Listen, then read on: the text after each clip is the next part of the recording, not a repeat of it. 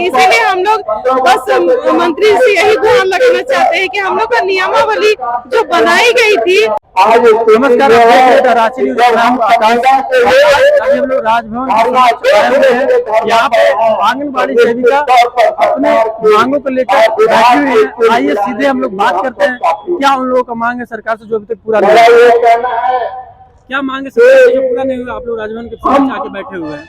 हम लोग का धरना का तीसरा दिन है और हम लोग का 8 सूत्री मांग है, उसी के लिए हम लोग धरना पे बैठे हुए हैं। क्योंकि पिछले दिन 23 तारीख को हमारा 1 दिवसीय रैली था और उस रैली में हमारे माननीय विधायक सुदीप कुमार सोनू जी आए हुए थे और उन्होंने हम लोग को आश्वासन दिया था कि 27 तारीख को आपकी हर एक मांग पूरी होगी। लेकिन उस दिन हम लोग 27 तारीख को देखे, लेकिन हमारी मांग पूरी नहीं हुई। इसके कारण हम लोगों ने निर्णय लिया कि हम लोग 5 तारीख से अनिश्चितकालीन हड़ताल पे रहेंगे। और अगर हमारी मांग, आज कैबिनेट की बैठक है, अगर आज हमारी मांग पूरी होती है तो हम लोग हड़ताल तोड़ देंगे। लेकिन अगर हमारी मांग पूरी नहीं होती है तो हम लोग अनिश्चित हड़ताल पे रहेंगे। तो ये जो मांग है वो आप लोग लेके मोरवादी में आए हुए थे? हाँ, मोरवादी में 23 तारीख को गए थे। पूरे झारखंड से आए हुए थे? पूरे झारखंड से 50,000 की संख्या में।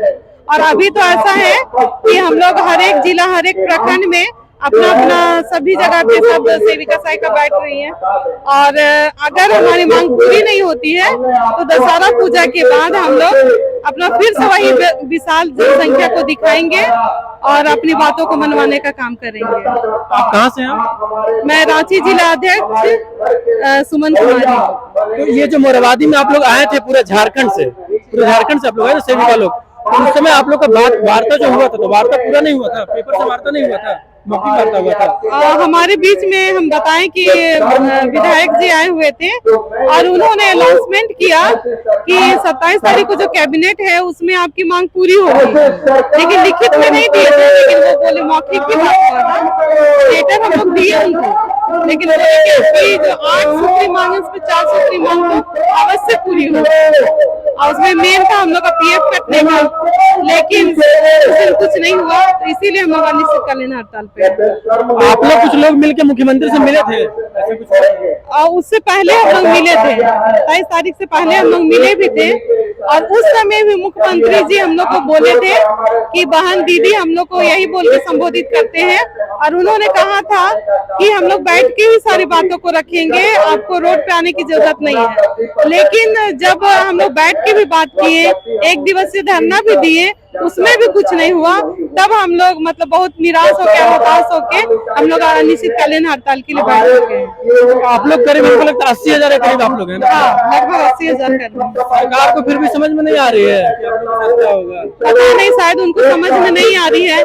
लेकिन खुद इसी मंच पे जब 2019 में जब उनकी सरकार नहीं बनी हुई थी, उस समय यहाँ पे आके हम लोगों से वादा किया था कि बहनों आप लोग को रास्ता में बैठने की जरूरत नहीं है, जब मेरी सरकार आएगी तो हम आप लोग का हर एक मांग को पूरा करेंगे। और सच में जब उनकी सरकार आई, लेकिन शुरुआत में तो कोरोना आ गया था, कोरोना काल में हमारे लिए कुछ नहीं किया। तो हम लोग भी सोचे शायद अभी कोरोना काल है, वो कुछ नहीं कर रहे हैं। लेकिन कोरोना जब खत्म हुआ उसके बाद उन्होंने डायरेक्ट हम लोग को, राज्य सरकार जो है वो हम लोग को डायरेक्ट 3,500 रुपये बढ़ाए। हम खुश है, लेकिन वो नियमावली भी बनाए थे और नियमावली अगर हम लोग की बन जाती है तो हमें हमेशा हड़ताल या कुछ मांगने की जरूरत नहीं है।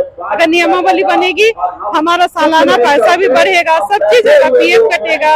हम लोग 62 साल में रिटायर हो जाते हैं और जब हम रिटायर होते हैं उस समय हमें कागज दे के बोला जाता है कि ठीक है, आज से आपका कार्यकाल समाप्त हुआ, आप जाइए। लेकिन उस स्थिति में जब हम 60 से 62 साल के हो जाएंगे, इस समय हम कुछ नहीं कर पाएंगे और हमें वहां से भी ना कुछ मिलेगा और ना ही हमें पेंशन मिलेगा। तो हम क्या करेंगे? ऐसा होता है कि मतलब कि जो जिनकी इनकम रहती है उन्हें भी घर से निकाल दिया जाता है, तो उस हम लोग पास तो कुछ भी नहीं रहेगा। तो उस स्थिति में हम लोग क्या करेंगे? इसीलिए हम लोग बस मंत्री से यही गुहार लगाना चाहते हैं कि हम लोग का नियमावली जो बनाई गई थी उसे संशोधन करने की आवश्यकता है और हमारी हर एक मांगों को पूरा करें। और जब तक हम लोग का स्थायीकरण नहीं करता है तब तक सेविका को 25,000 और सहायिका को 15,000 रुपया दिया जाए, और जब हम रिटायर होते हैं उस समय एक मुश्त सेविका को 10 लाख रुपया और सहायिका को 5 लाख रुपया दिया जाए, और साथ ही साथ जिस समय हम रिटायर होते हैं उस समय हम लोग का जितना भी मानदेय है उसका हम लोग को आधा पेंशन दिया जाए। और सरकार को हम धन्यवाद करते हैं कि वो हम लोग को सालाना 500 रुपया सेविका और सहायिका को 250 रुपया बढ़ा रही है, लेकिन उसके लिए भी जब पैसा देने की बारी आती है तो हम लोग को कहा जाता है कि पार्षद से या फिर आपका प्रिंसिपल से साइन करवाइए तब आपका पैसा बढ़ेगा। काम करते हैं हम लोग, और जब पैसा लेने की बारी आती है तो हम दूसरे के समझ क्यों हाथ जोड़े। तो इसीलिए हम चाहते हैं कि वो भी जो हम लोग को बढ़ोतरी है वो डायरेक्ट किया जाए। इससे पहले जो आंदोलन आप लोग का होता मोराबादी में काफी उग्र आंदोलन था, उसके बाद भी मुख्यमंत्री आप लोग का बात नहीं सुन रहे हैं, तो अब आप लोग कौन सा आंदोलन करेंगे?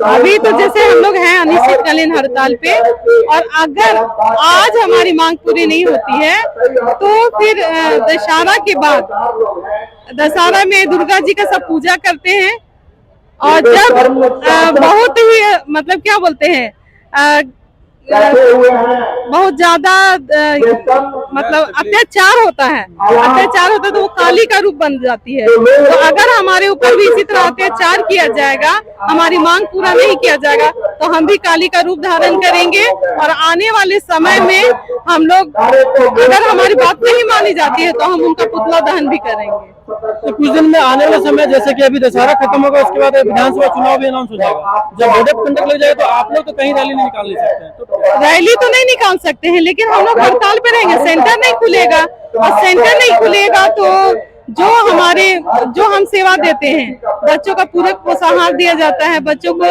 शिक्षित किया जाता है, वो सारी चीज बंद रहेगी, और ये बंद रहने से उनके ऊपर प्रभाव पड़ेगा ही। और ये भी है कि हम ही लोग बीएलओ का भी काम करते हैं, बीएलओ का काम करते हैं, साथ ही साथ हमारे घर में हर एक सेविका सहायिका के घर में 4-5 वोटर भी हैं। अगर हमारी मांग पूरी नहीं होती है तो हम लोग 80,000 की संख्या तो आप जान रहे हैं, और 80 में मान लेते केवल एक ही प्लस कर दिया जाए तो उसका दुगना हो जा रहा है, तो उतना सेविका और सहायिका के घर वाले और सेविका सहायिका उतना लोग वोट नहीं देंगे, तो वोट पर भी प्रभाव होगा, तो हम लोग वोट का भी बहिष्कार करेंगे। आप लोग जब काम करते हो उस दौरान जो आप लोग कठिनाइयाँ होती है, 1-2 कठिनाइयों को आप बताएं, क्या कठिनाई होती है आप लोग काम करते? हम लोग सेविका के रूप में काम करते हैं, और हमें बहुत सारी कठिनाई होती है, लेकिन उन कठिनाइयों का भी हम लोग सामना करते हैं और हर एक काम को करते हैं। जैसे हम लोग को पोषाहार का राशि मिलता है, तो पोषाहार की राशि भी हम लोग को इतना कम मिलता है, जैसे मान के चलते हैं, जैसे बाजार दर में तेल आप जान रहे हैं, सरसों का तेल 150 रुपया से 200 रुपया केजी है, लेकिन सरकार हमको 100 रुपया देती है। दाल जो रहर दाल है उसका भी 150 से 200 रुपया केजी है, लेकिन हमको मात्र 86 रुपया देती है। उसी तरह हर एक चीज में कटौती है, तो उसके लिए हम चाहते हैं कि हमको बाजार दर दिया जाए। और सबसे बड़ी बात है कि कम तो देती है, साथ ही साथ हम लोग को हर एक महीना ना ही पोषाहार मिलता है, ना ही हम लोग को जो मानदेय हम लोग का है वो भी नहीं मिलता है। हम लोग को 6 महीना, साल भर, 3 महीना, 4 महीना ऐसा में दिया जाता है, और वो भी मान लेते हैं कि अगर 6 महीना हो गया तो इकट्ठा 6 महीना का पैसा नहीं देती, उस समय हम लोग को 1 महीना या 2 महीना का पैसा देती है। और एक बार हम लोग को 6 महीना का एक साथ दी थी, उसमें हर एक सेविका का 15,000, 20,000 रुपए कटौती करके दी थी। यानी कि जब सरकार जब देती है या अधिकारी जब देते हैं तो उनको एक साथ देने में भी दुख लगता है कि बाप रे इतना पैसा हम सेविका को दे दें, तो बहुत सारी कठिनाई होती है हम लोग को। कहीं न कहीं फिर से झारखंड राज्य सेविका राजभवन के समक्ष बैठ गई है, क्योंकि इन लोगों का अभी तक 8 सूत्री जो मांग है वो पूरा नहीं किया गया। अगर सरकार मांग पूरा नहीं करती है तो आगे इन लोग आंदोलन कर रहे हैं, अपनी मांग को मनवाने के लिए दहन भी सरकार भी करेगी। हमारे चैनल को देखते रहिए और बने रहिए।